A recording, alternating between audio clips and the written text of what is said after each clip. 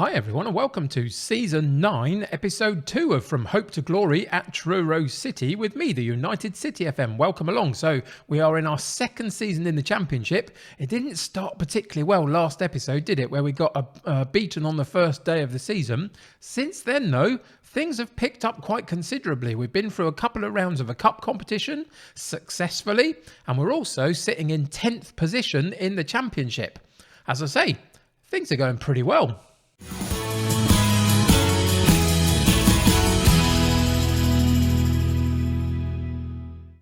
Welcome back to Truro City. So yes, indeed, things have gone pretty well so far. Straight into the fixture list to see where we've been recently. You can see that immediately after we've lost that opening game to Peterborough, to be honest, they have pretty much plummeted since. I think they're sitting bottom of the table. So I don't know how they managed to beat us on that first day. We just were really not at the races, were we? But after that point, the key game was this Leeds United match. We had a 3-1 win against Leeds United, and for most of it, played phenomenally well, much better than I was expecting. At that point, I thought we might be on for another hiding, to be honest, but we weren't at all. We got a 3-1 win, and that turned the fortunes immediately. A couple of 1-0 wins against Middlesbrough and Millwall. Then we encountered Birmingham. Millwall was in the first round of the Carabao Cup, the League Cup for England. So we got through that. We then lost to Birmingham in the Championship, unfortunately, 1-0. Bit of a drab game, couldn't quite get going. A win against Cardiff followed that up, so that reset us again in terms of moving in the right direction. And then we got our revenge on Birmingham because we came up against them in the second round of the Cup and we beat them eventually on penalties. A very, very late equaliser got us through to extra time and penalties. And then eventually, in the last game, should I say, we came up against Crystal Palace and drew 1-1. So all things considered, this run of results, 2 losses, 1 draw, 5 wins, I will happily take at this point in the season. So we come up against Barnsley today. Let's just go and check in with them. They're sitting in 18th position, so we're in 10th. So we've started really well, and who knows what today will bring. But it's a televised match, which is good for the finances of the club. Away from home, bit trickier than maybe we'd hoped for. But all in all, I'm quietly confident that we're beginning to get a little bit of momentum behind us. Can we continue that? We'll find that out in a little while. But we've just finished the summer transfer window at the end of August, and I did make one final signing before it all closed.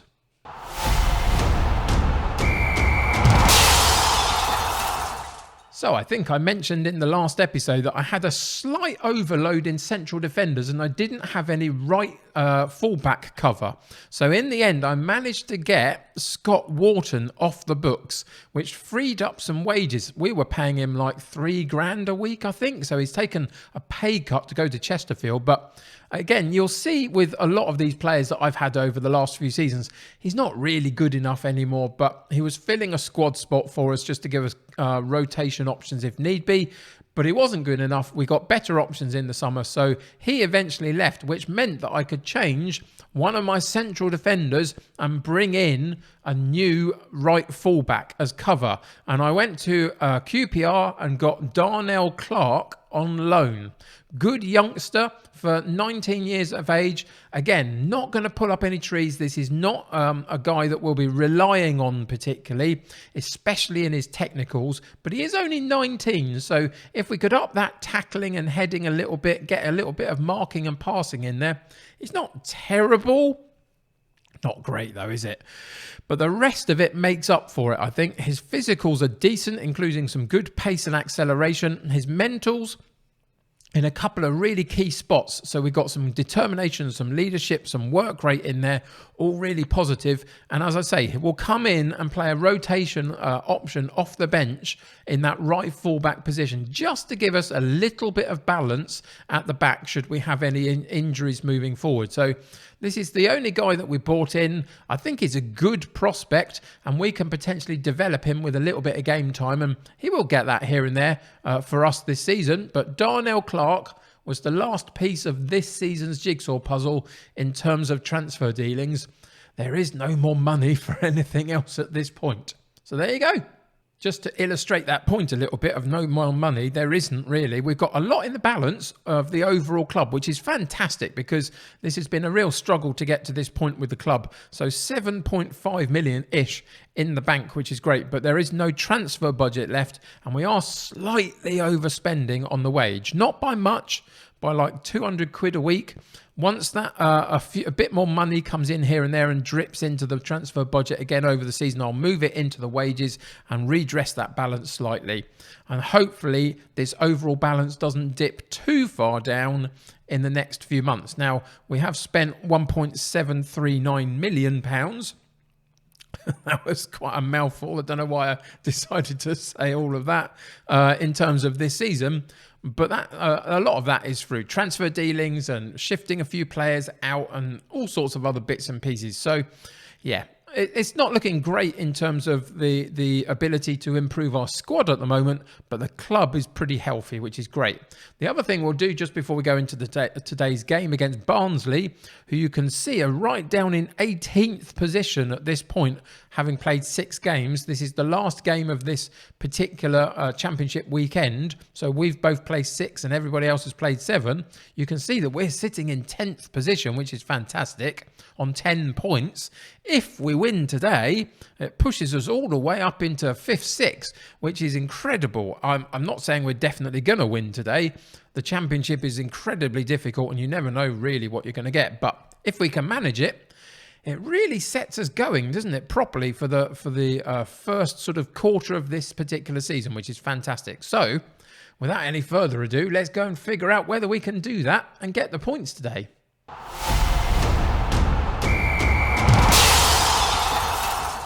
The team is obviously playing very well, so we're not going to change too much about how they set up, obviously. Why would we? The one thing I would say, though, is a bit of a mixed bag in terms of how the actual players are individually playing. You can see quite a few through the starting lineup and through onto the bench and beyond are in the 7-point-something average ratings for their season so far, which is fantastic. But there are 1 or 2 slight weak spots. One of them has been this sort of Metzala role. And today we're playing Chiwunga there because he hasn't actually played it so far this season. He's been playing in the deep-lying playmaker role, but he can play both quite well. So we're giving him a go today, Chiwunga, because Joe White, who's been pretty decent for us over the last few seasons, but again, you can see he's fairly average in terms of overall attributes, etc. He's not quite doing it this season. 1 goal in 6 games from that Metzala position, 6.68 average rating. Not quite hit the ground running this season so far. So we're putting him back onto the bench today and bringing in Chiwunga instead, just to see if he can find a way to unlock that central midfield a little bit. The other one that we've got a little bit of a problem with is our striker. Now, Mellon has come in and got 2 goals in 2 games. But really, I'm looking to sell him because I think long term, he's got the pace about him and a couple of other attributes that are okay. But in terms of actually being a decent striker, he's not quite good enough. So I'll bring him in occasionally, boost that average rating a little bit and get him a couple of goals here and there. But ultimately, I want one of these others to really step forward at this point and prove that they are a top goal scorer. Abu Bakar, still in the side at the moment. Still only 18 years old, as we saw last episode. 5 games, 1 goal, 1 assist. Not quite good enough, but he's not doing terribly. So I'm going to keep the faith with him. I have changed his position, his player role. He was more of a complete striker, and I don't really know why. I think I got slightly distracted and put the wrong one on. But we're playing him as a poacher in this particular game, so hopefully that will sort it out. Today, though, we put McJanet on the bench just because I think he's got a little bit more about him as a striker compared to Mellon. And we're just looking for somebody just to get us going on the goal-scoring charts a little bit more. At the moment, Sarmiento, our left-sided winger, is the top scorer in the club, and we need to change that fairly soon. So, Hull is a little bit injured, out of the team today. Everybody else is fit and healthy. So for today's match against Barnsley in the Championship, we have Mbayu in goal, Fink at right back, Cerula in left back, Reddy and McCann in central defence, Adeniran in central midfield with Williams and Chiwunga, Wright Phillips on the right, Sarmiento on the left, and Abu Bakar up top with a bench of Archer, Clark, Benamor, White, Ibrahim, Opoku and McJanet. So let's get into today's game and see what happens.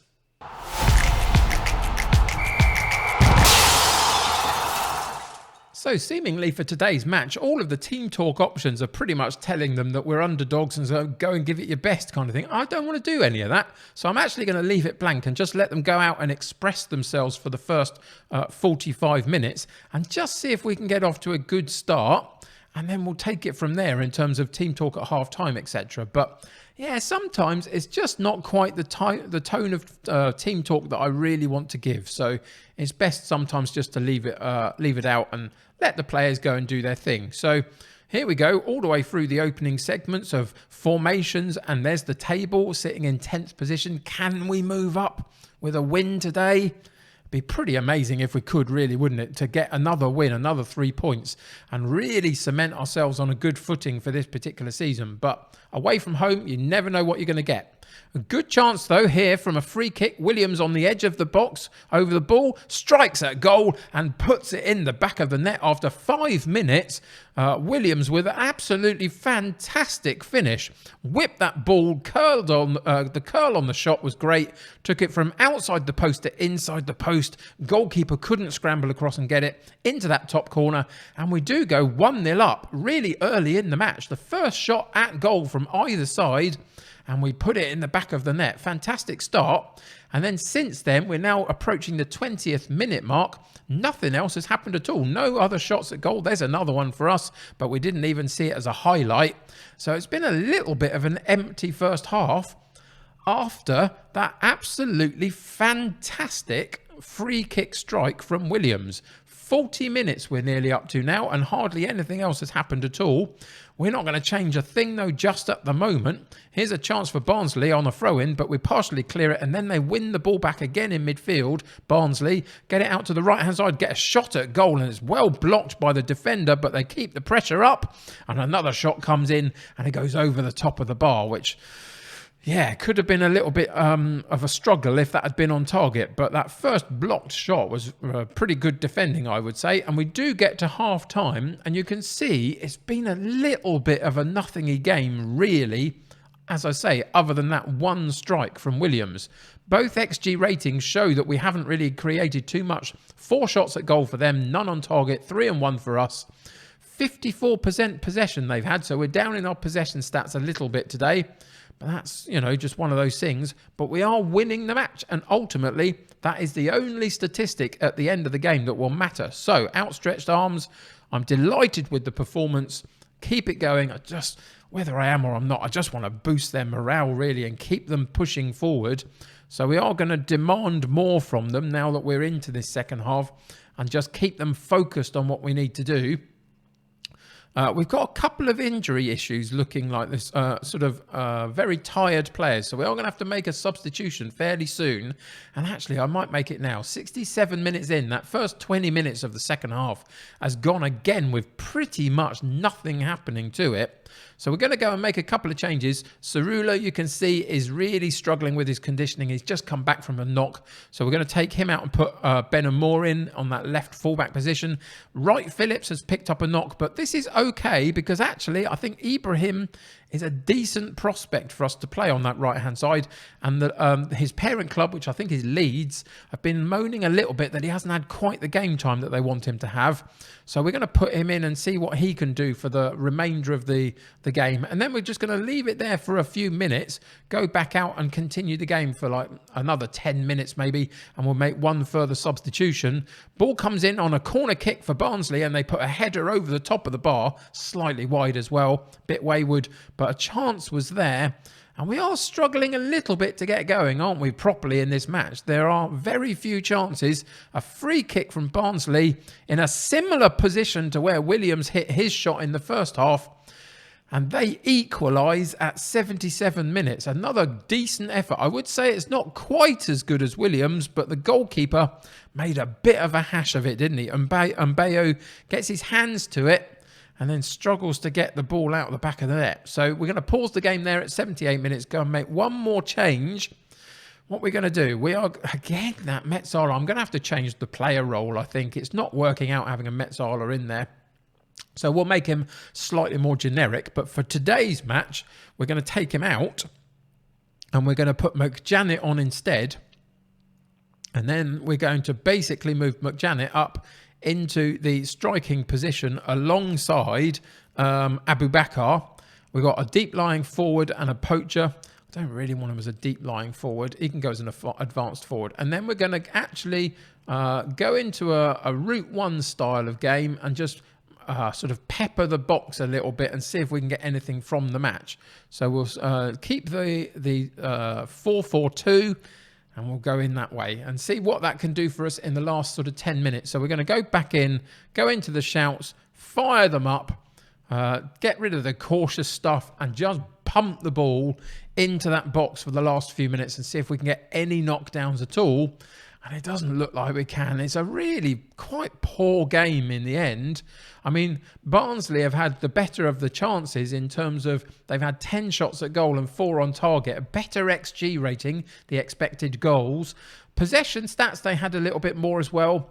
We weren't quite at the races. And to be honest, without that pure inspired shot from Williams in that first 5 minutes, I think we would have really struggled in this match a little bit more than we did. But in the end, we came out with a respectable 1-1 draw against Barnsley. It keeps us moving in the right direction. Not quite everything that you'd want it to be, but overall, I'm reasonably happy.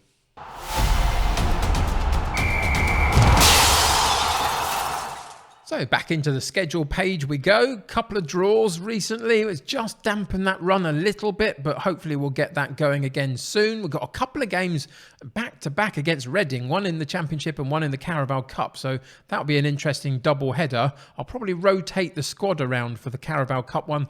I'm not actually too bothered about going that deep into it. I just want to focus on the league again this season.